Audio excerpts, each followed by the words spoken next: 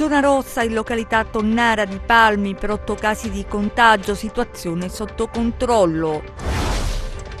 Sale il numero delle intimidazioni ai danni degli amministratori pubblici, la Calabria è al 4° posto. Appello disperato di una mamma che ha perso la figlia 10 anni fa per una diagnosi sbagliata, si rifiutano di consegnarmi la cartella clinica. Tentò di uccidere l'ex moglie dandole fuoco a Reggio, chiesta condanna a 20 anni. Presentate oggi alla Cittadella le aziende calabresi che hanno ottenuto il via libera dall'Istituto Superiore di Sanità per la produzione di mascherine. Ben ritrovati dalla redazione del TG10. In primo piano torna la paura per il virus dopo settimane di tregua istituita dalla Presidente della Regione Calabria, la zona rossa a Palmi. Vediamo. Palmi si tinge di rosso, perlomeno in alcune zone, la Tonnara e i quartieri Pietre Nere e Scinà, i luoghi dove si è diffuso il contagio nei nuclei familiari che contano 8 soggetti positivi. L'ordinanza della Regione Calabria sull'emergenza sanitaria dispone fino alle 14 del 26 giugno 2020 il divieto di allontanamento da parte di tutti gli individui presenti, il divieto d'accesso, salvo che per gli operatori sanitari e sociosanitari, del personale impegnato nei controlli, nell'assistenza e delle forze dell'ordine, e la sospensione di tutte le attività commerciali e produttive, ad eccezione di quelle ritenute essenziali. Misure note che abbiamo imparato a conoscere nei mesi scorsi, quando sono state adottate nei vari comuni calabresi interessati da focolai. In questo caso si tratta di una zona rossa limitata nello spazio e nel tempo. Il focolaio di Palmi è legato ai 2 familiari rientrati dall'Emilia-Romagna nei giorni scorsi. Il contagio si è diffuso tra i loro contatti e ha rischiato di estendersi anche ad altre comunità. Sembra rientrato l'allarme a pizzo. I test effettuati sui soggetti venuti a contatto con il docente dell'istituto nautico, risultato positivo, non hanno riscontrato altre situazioni di rischio. Ma gli esami continuano. A Palmi e in tutte le zone interessate va avanti lo screening sulla popolazione. Delle 6 positività comunicate ieri dalla Regione, 4 sono relative al focolaio di Palmi e 2 invece provengono dall'Arabia Saudita. Niente di nuovo, il contagio calabrese si sa è quasi totalmente di importazione. Ecco perché, alle porte della stagione estiva, sarebbe necessario stabilire una strategia ad hoc per evitare di creare situazioni di pericolo e mantenere l'indice RT a livelli bassissimi. Se è vero che soltanto nella provincia di Cosenza sono già 45.000 gli arrivi certi, è impensabile non effettuare controlli in entrata. La Regione potrebbe ripristinare presto i test nelle porte d'accesso calabresi, autostrada, aeroporti e stazioni ferroviarie. Un'idea la lanciamo noi. Perché non chiedere a chi è intenzionato a trascorrere un periodo di vacanza in Calabria il test sierologico prima della partenza? Si tratta di un esame di facile effettuazione e poco costoso. La Regione potrebbe pensare ad un bonus apposito. Non rappresenta una patente di immunità, ma potrebbe aiutare a diminuire il rischio di contagio e salvaguardare la salute dei calabresi e allo stesso tempo la stagione turistica. E lo avete sentito nel servizio di Gianluca Pasqua, sono 3 i quartieri interessati dalla cosiddetta zona rossa, quindi dalla chiusura a Palmi. Si tratta dei quartieri della zona balneare della città, ma sentiamo proprio dal sindaco qual è la situazione.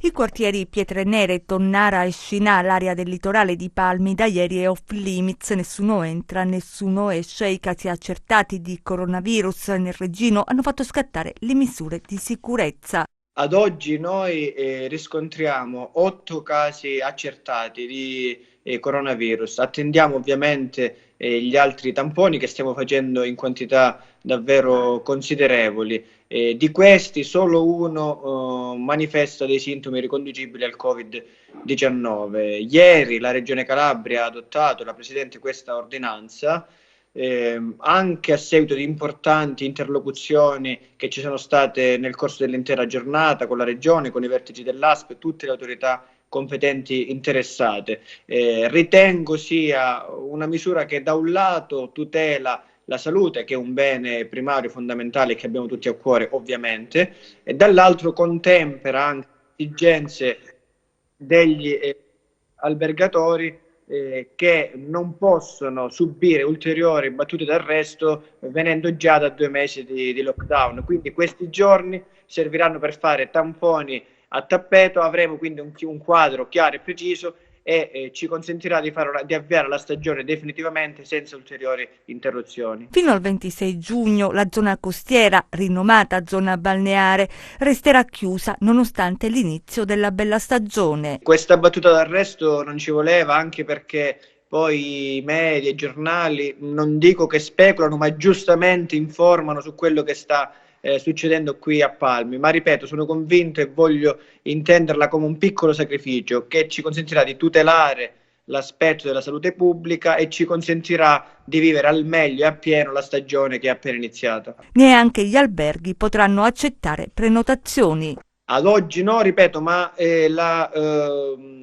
l'ordinanza ha vigenza fino alle 14 del 26. Io mi auguro addirittura che in esito ai primi tamponi che stanno già eseguendo tra oggi e domani, si potrà addirittura, spero, revocare anticipatamente e comunque non oltre il 26.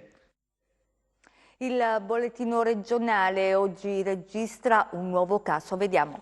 In Calabria ad oggi sono stati effettuati 86.321 tamponi, le persone risultate positive al coronavirus sono 1.174 più una rispetto a ieri, quelle negative sono 85.147. Territorialmente i casi positivi sono così distribuiti: Catanzaro 12 in reparto, 1 in isolamento domiciliare, 171 guariti, 33 deceduti. Cosenza 1 in reparto, 2 in isolamento domiciliare, 431 guariti, 34 deceduti. Reggio Calabria 2 in reparto, 13 in isolamento domiciliare, 254 guariti, 19 deceduti. Crotone 112 guariti, 6 deceduti. Vibo Valentia 2 in isolamento domiciliare, 76 guariti, 5 deceduti. Il caso positivo di oggi è correlato al focolaio di Palmi. Dall'ultima rilevazione, le persone che sono registrate sul portale della Regione Calabria per comunicare la loro presenza sul territorio regionale sono in totale 4.451. Calabria ancora protagonista in negativo nella classifica nazionale delle regioni che fanno registrare intimidazioni ad amministratori locali. Oggi con i social media il dato è un aumento in tutto il paese e pensate un po' che si consuma una minaccia ogni 15 ore. Vediamo. La Calabria conferma il suo piazzamento, quarto posto, dopo Campania, Puglia e Sicilia, nella non esaltante graduatoria delle regioni dove le intimidazioni ai danni di amministratori locali è, diciamo, una prassi. In tutto il territorio nazionale il fenomeno è in crescita, sono infatti 559 gli atti consumati, 92 in più rispetto allo scorso anno. In Calabria si è toccata quota 53. Le aggressioni e gli incendi rappresentano le due principali tipologie di intimidazioni messe in atto nei confronti degli amministratori locali. Da segnalare l'aumento dei casi registrati sui social network, che si aggiungono alle lettere, biglietti, messaggi minatori, minacce verbali, danneggiamenti e scritte offensive, ed ancora l'invio di proiettili, l'utilizzo di ordigni, molotov ed esplosivi e l'invio di parti di animali. Una minaccia su 3 a una matrice criminale, ma è assai cospicuo il numero delle intimidazioni provenienti da cittadini comuni. Insomma, amministratori sotto assedio, basti pensare che si consuma una minaccia ogni 15 ore e che i comuni colpiti sono su tutto il territorio nazionale 336. Il 61% dei reati si commettono al sud, mentre il fenomeno è in calo nel centro Italia. E ricorderete la brutta storia di Maria Antonietta Rositani, la donna che l'ex marito ha tentato di uccidere a Reggio. Lei è rimasta gravemente ustionata. Ebbene, oggi in tribunale con il rito abbreviato per l'uomo è stata chiesta una condanna a 20 anni di reclusione. Questo e tanto altro nelle nostre brevi di cronaca.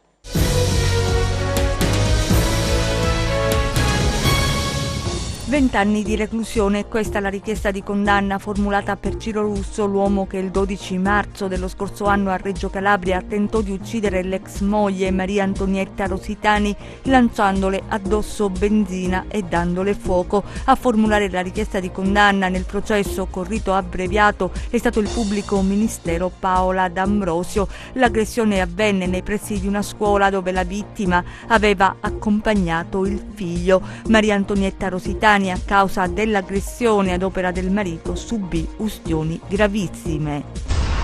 Un incendio è divampato nel pomeriggio in uno stabilimento balneare a Sellia Marina. Sul posto sono intervenute diverse squadre del distaccamento dei vigili del fuoco con supporto di autobotte dalla sede centrale. Lo stabilimento balneare aveva aperto da una settimana, nessun ferito, sul posto anche i carabinieri che hanno avviato le indagini per risalire alle cause del rogo.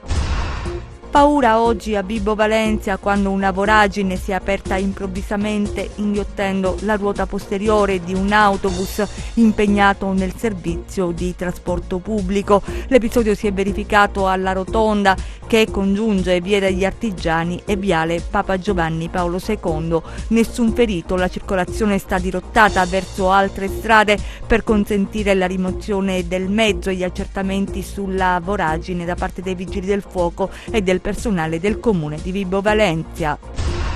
Stamani a Reggio Calabria un detenuto di 28 anni in carcere per sequestro di persone e violenza carnale, ricoverato in ospedale, ha scagliato la flebbo contro l'agente di polizia penitenziaria che lo piantonava colpendolo al volto. Lo rende noto il segretario generale dell'organizzazione sindacale autonoma Polizia Penitenziaria, Leo Benduci, che chiede alle istituzioni il ripristino delle regole a tutela del personale.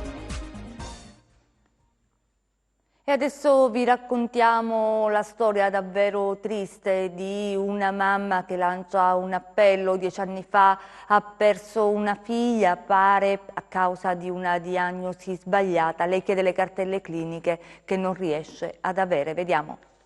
Aveva 43 anni Barbara, è deceduta 10 anni fa. Era in cura per una rettocolite all'ospedale Santo Spirito in Saxi a Roma, ma nonostante i sintomi di un tumore all'ano, quella diagnosi è arrivata dopo 18 mesi, quando cioè ormai era troppo tardi. La denuncia è della mamma di Barbara. Si è reso conto di questa forma tumorale solo il medico del pronto soccorso, 18 mesi dopo.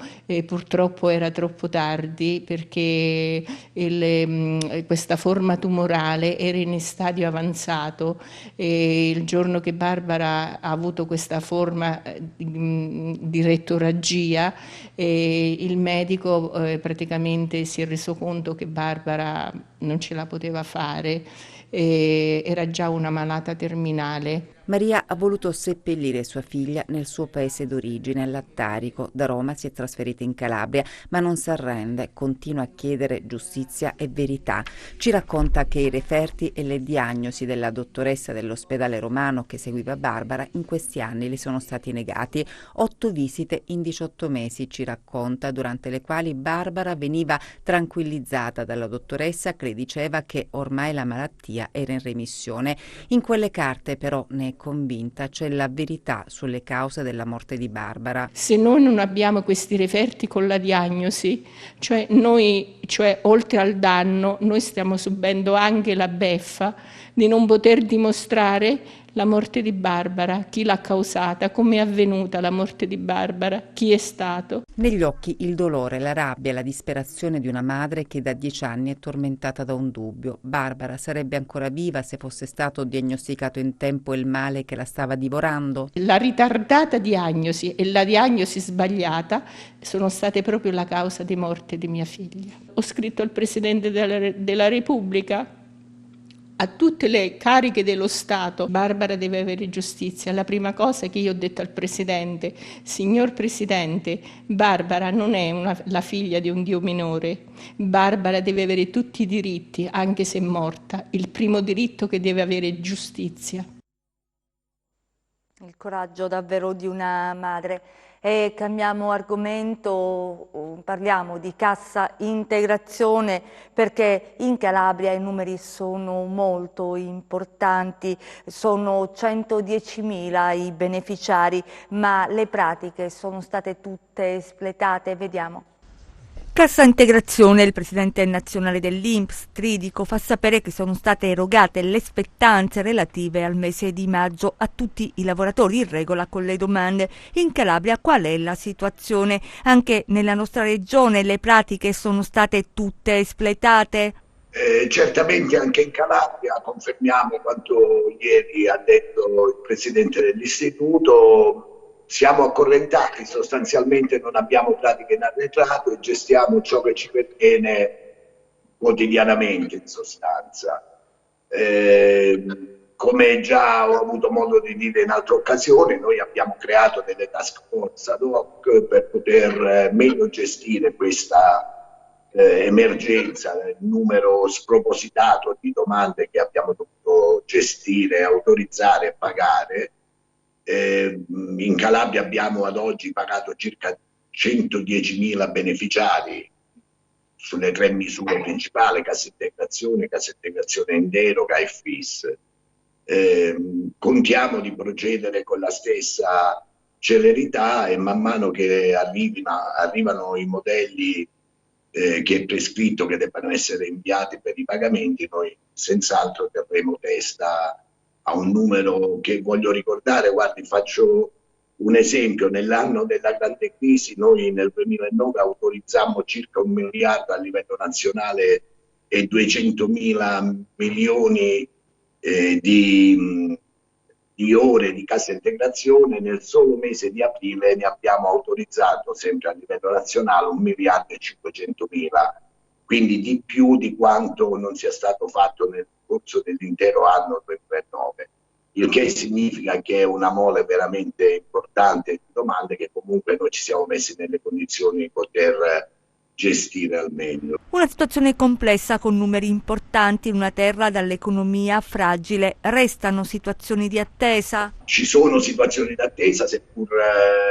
riguardano posizioni marginali, situazioni anomale che non hanno, diciamo, le condizioni per poter essere normalmente autorizzate. Proprio stamattina abbiamo per esempio visto il caso di un'azienda che aveva lamentato il mancato pagamento della cassa integrazione, e si trattava di un'azienda che è rimasta sospesa, quindi non era in attività fino a un certo punto, dopodiché ha mandato retroattivamente una richiesta di riattivazione, il che l'ha rimessa in condizione di poter veder corrisposto quanto dovuto. Abbiamo provveduto ai pagamenti. Ci sono ancora alcune situazioni di riciclo che stiamo gestendo, attendiamo ancora qualcosina per quanto riguarda la cassa integrazione in deroga da parte della regione, però diciamo che certamente possiamo confermare che la maggior parte, la quasi totalità delle domande che si riferivano alla cassa integrazione di maggio è ormai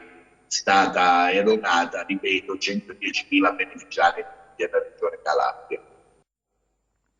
Sono attualmente 4 le aziende calabresi che producono 200.000 mascherine al giorno e che hanno anche assunto nuovo personale. Imprese che in fase di emergenza hanno optato per la riconversione, andando incontro al fabbisogno non solo della nostra regione ma del territorio nazionale. Oggi l'incontro in regione con i titolari delle aziende che hanno posto l'accento sulla necessità di produrre anche la materia prima necessaria per la realizzazione dei dispositivi di protezione individuale. Vediamo. Io peraltro ho un elenco, sono qui, ce ne sono 4 e che noi ringraziamo veramente, ma potrebbe succedere che se ne sommeranno altri. L'importante è riuscire a coprire il fabbisogno di oggi e di domani. Una scommessa che hanno deciso di intraprendere alcuni imprenditori calabresi che in piena pandemia hanno convertito le proprie aziende per produrre mascherine chirurgiche. Oggi alla Cittadella di Catanzaro una conferenza stampa per far conoscere a tutti le aziende calabresi che hanno ottenuto dall'Istituto Superiore di Sanità e grazie alla consulenza del gruppo Mask Test dell'Unical Team l'autorizzazione alla produzione e commercializzazione dei dispositivi di protezione individuale. L'Università della Calabria che si apre al territorio e testa questi prodotti, io credo che sia un'ottima immagine di una Calabria che vuole ripartire. La Regione non può rimanere inerme rispetto a questi messaggi, per cui oggi l'organizzazione di questa conferenza stampa per dare lustro a queste aziende, per dire anche ai comuni calabresi e ai calabresi stessi: acquistate prodotti che provengono dal nostro territorio. Io come assessore alla ricerca, università e istruzione sono contentissima che ci siano dei colleghi che si occupano di cose importanti perché hanno le competenze per farlo, e quindi un inizio importante che magari porterà a una grande crescita per il Dipartimento di Farmacia, per la Calabria, per le compagnie, per le ditte che si occupano della produzione di mascherine, anche per il resto d'Italia, perché mi diceva il collega che le mascherine non vengono prodotte, tradizionalmente non erano mai state fatte in Calabria. La candidatura della Locride a Capitale della Cultura 2025 è una bella sfida, soprattutto per il territorio. Vediamo. La Locride, con le sue città da scoprire, uno scrigno di bellezza e saperi, lancia la sfida e si candida a Capitale della Cultura 2025. Come nasce il progetto e quanta ambizione c'è nell'area al fine di centrare l'obiettivo? L'ambizione naturalmente c'è, perché il nostro risultato sarebbe quello di essere riconosciuti Capitale Italiana della Cultura 2025. Nasce, se volete, quasi casualmente questo progetto, da una chiacchierata col mio direttore che è di Catanzaro, io sono di Locride, Reggio Calabria, e la cooperativa che si sta occupando di questo progetto è di Cosenza, quindi unisce anche la Calabria tutta. E devo dire che dalle prime cose che abbiamo fatto ci sembra che siamo assolutamente partiti col piede giusto per un progetto che sta dando grandissima risonanza anche in questa zona. Naturalmente il percorso lungo, complicato, ma non impossibile, quindi contiamo molto sull'aiuto di tutti, dal cittadino comune alle istituzioni, ma soprattutto poi a quello che riguarda la parte culturale della nostra regione, che è veramente un bacino e un giacimento inesplorato e spesso poco conosciuto, ma sicuramente valido. Il patrimonio inesplorato della Locride e la cultura che parla al resto del mondo può essere la leva per lo sviluppo, il rilancio di questa parte di Calabria? Deve essere una carta spendibile, perché veramente noi non sappiamo dove partire. Ne parlavamo proprio oggi col direttore, se partire dalla parte bizantina, quella magno-greca, quella basiliana, dai moltissimi scrittori del territorio. Ma ripeto, il bacino è molto ampio, le cose culturali anche, ma mi piacerebbe soprattutto che questo progetto marciasse rapidamente, che fosse invece proprio un attrattore di sviluppi, di investimenti e di curiosità su questa zona. Siamo alla nostra quotidiana rubrica con la borsa.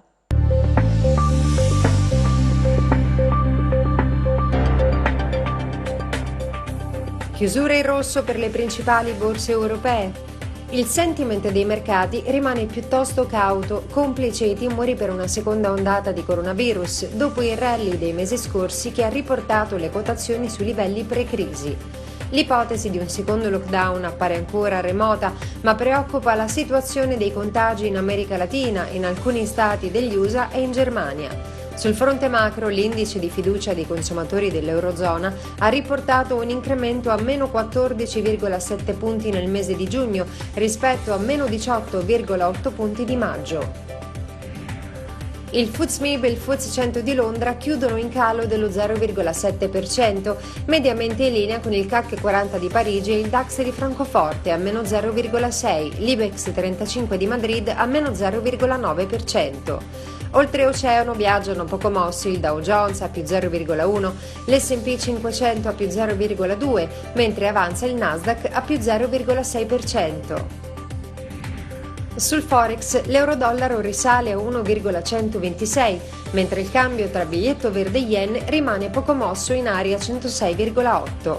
Tra le materie prime avanzano le quotazioni del greggio, con il Brent a più 1% a 42,6 dollari e il WTI a più 1,1% a 40,3 dollari. Sull'obbligazionario lo spread BTP Bund si riduce a 172 punti base, con il rendimento del decennale italiano in calo all'1,28%. Tornando a Piazza Affari, esordio all'insegna degli acquisti sui listini principali per Interpump a più 5,2% e Inuit a più 3%, che sostituiscono Biper e Ferragamo. In evidenza anche di Asorin a più 2% e Amplifon a più 1,9%. Grazie e buon proseguimento di serata.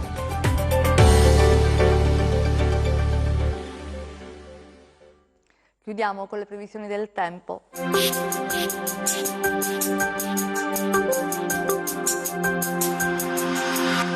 L'alta pressione interessa la Spagna, la Francia, il sud della Gran Bretagna e il nord-ovest italiano, mentre sulla Calabria si estende un'area depressionaria che ha il minimo sull'Europa sud-orientale. A causa di ciò il tempo sulla Calabria sarà ancora instabile e fresco. Domani irregolarmente nuvoloso con rovesci sparsi che saranno più probabili e frequenti durante le ore pomeridiane su Cosentino, Catanzarese e Corotonese interni. Temperature stazionarie o in lieve rialzo ma sempre sotto la media, in particolare sui versanti tirrenici. Passiamo al comportamento di mari e venti. Domani mari generalmente poco mossi, mosso solo il basso Tirreno, venti ancora generalmente da nord-ovest moderati, con eccezione del basso Ionio dove saranno di direzione variabile. Per ulteriori approfondimenti vi rimando al sito www.meteoincalabria.com e la nostra pagina Facebook Meteo in Calabria. È davvero tutto, ci fermiamo qui, grazie per essere stati con noi, grazie a regia, a Michele Cava e messi in onda, Giuseppe Costanzo, vi auguriamo un buon proseguimento.